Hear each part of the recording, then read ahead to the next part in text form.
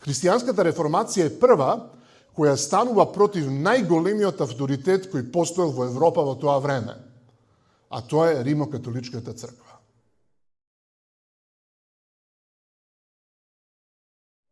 Реформацијата се спротивставува и вели не сте во право, има нешто подобро и нешто поинаку од она што вие го проповедате и го поучувате.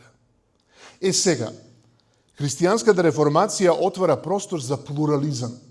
Отвара простор да човекот мисли поинаку, а во исто време за тоа да не биде казнет. Дали се разбираме? Секако дека раните реформатори биле деца на своето време. Па затоа Мартин Лутер исто така пишува некои изјави, дава некои изјави кои потикнуваат одредени насилства.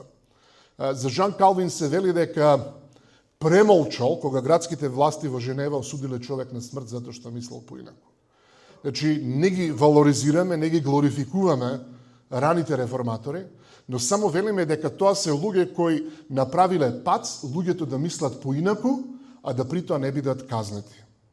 И затоа денеска имате слобода на говор во која луѓето може да кажат не верувам во Бога и нема да изгубат работа, нема да изгубат живот, нема да изгубат ништо што е за нивно добро. И затоа можеме да кажеме дека атеизмот не би постоел кога не би постоела христијанската реформација.